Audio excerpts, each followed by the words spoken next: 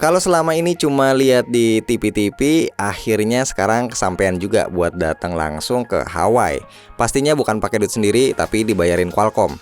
Jadi, agenda ke Hawaii itu datang ke Snapdragon Summit buat ngeliat naga barunya Qualcomm.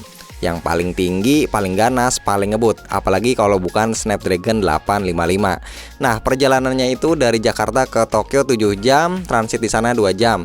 Dari Tokyo lanjut ke Honolulu 7 jam, transit di sana 3 jam, dan terakhir dari Honolulu lanjut ke Maui, naik pesawat cuma 25 menit.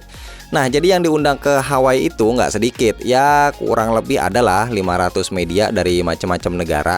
Kalau dari Indonesia yang berangkat ada 10 orang undangan. Acara Snapdragon Summit sendiri berlangsung selama 3 hari. Di hari pertama, Qualcomm udah langsung ngenalin chipset flagship andalan terbarunya, Snapdragon 855. Cuma di hari pertama ini yang lebih ditonjolin adalah dukungan atau kemampuan jaringan 5G-nya. Secara jaringan 4G LTE itu udah berumur 9 tahun, jadi udah waktunya hijrah ke 5G.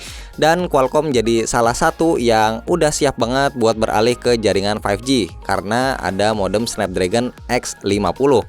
Terus chip Wi-Fi-nya juga udah naik kelas, pakai platform 802.11ay yang support kecepatan up to 10 Gbps. Jadi intinya segala aktivitas yang butuh internet kenceng bisa makin nyenengin, kayak streaming video, main game online, sampai nikmatin konten-konten VR.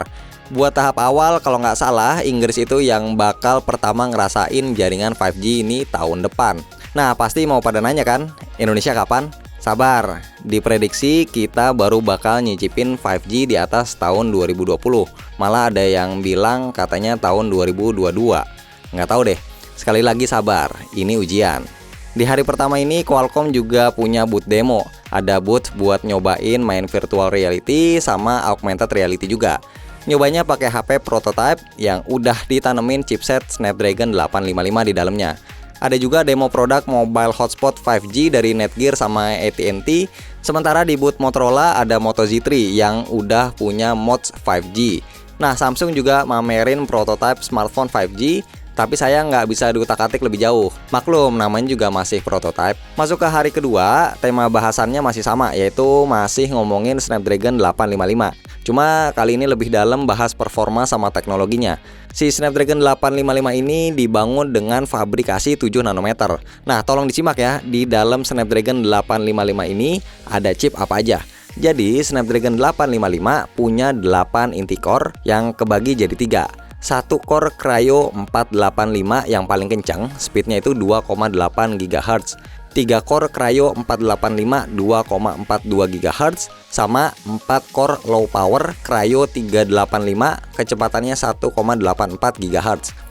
Selain itu juga ada chip GPU Adreno 640 yang lebih cepat 20% dibanding Adreno 630. Plus ada image signal processor Spectra 380 yang support single kamera 48 megapiksel atau dual kamera 22 megapiksel.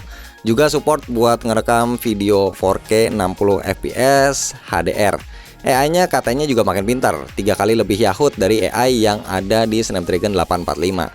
Nah, di hari kedua ini Qualcomm juga nampilin demo, salah satunya demo main game Asphalt 9, terus juga ada demo perbandingan konsumsi daya dan baterai antara Snapdragon 845 dan Snapdragon 855. Dan di hari ketiga alias hari terakhir, Qualcomm ternyata masih ngasih kejutan.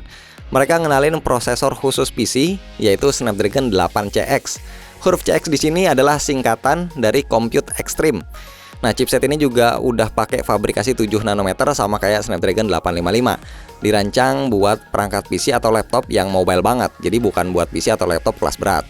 Kalau Snapdragon 855 punya core Kryo 485, nah, si Snapdragon 8CX pakainya core Kryo 495.